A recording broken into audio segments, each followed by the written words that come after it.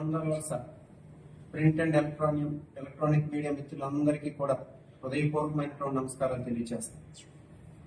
ఈరోజు ఈ మీడియా సమావేశం ఏర్పాటు చేయడానికి ప్రధానమైనటువంటి కారణం, ఈ నియోజకవర్గంలో ముఖ్యంగా అప్పర్ ప్రైమరీ స్కూల్స్ అంటే విద్యా వ్యవస్థను పూర్తిగా నాశనం చేసే విధంగా ఈ ప్రభుత్వం వచ్చిన తర్వాత నిర్ణయాలు తీసుకుంటున్నారు. కాబట్టి వాటిని ప్రజలకి మీడియా మిత్రుల ద్వారా ఒకసారి వివరించాలని చెప్పేసి ఈరోజు మీడియా సమావేశం అనేది ఏర్పాటు చేయడం జరిగింది. మనకి కొత్తగా నేషనల్ ఎడ్యుకేషన్ పాలసీ 2020 రావడానికి ముందు national policy on education 1986 implement అయ్యి ఉండేదన్నమాట. దాని ద్వారా ఏంటంటే 10+2 అంటే 1వ తరగతి నుండి 10వ తరగతి వరకు, ఆ తర్వాత ఇంటర్మీడియట్. అది ఎన్ని ఇయర్స్ నుండి 6 ఇయర్స్ ఏజ్ నుండి 18 సంవత్సరాల ఏజ్ వరకు గల పిల్లలకి 10+2 విద్యా విధానం అనేది ఉండేదండి.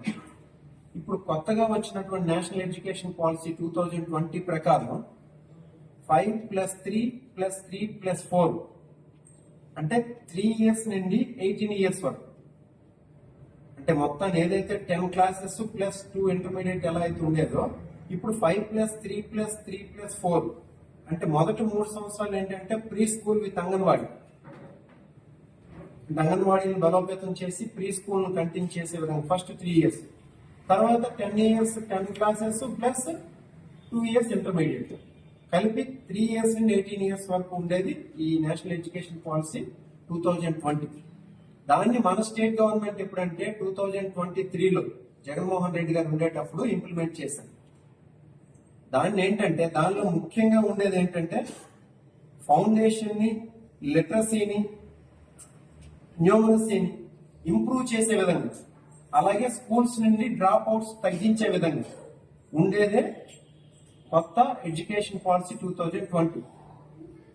దాని ప్రకారం ఏం చేసేవాళ్ళు, ఫౌండేషన్ అంటే ఏంటి, అంగన్వాడీని బలోపేతం చేయడం.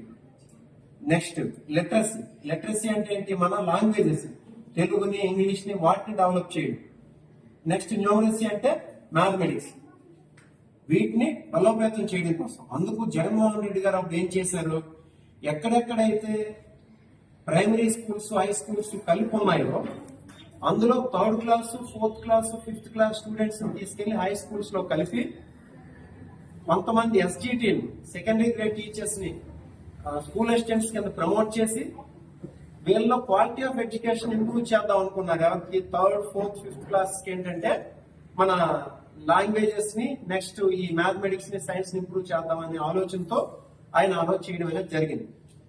మీకు అందరికీ తెలుసు ఎలా ఆయన స్కూల్ ఎడ్యుకేషన్ ఎలా బలోపేతం చేయాలనుకున్నాడు. అది లాస్ట్ లో మనం డిస్కస్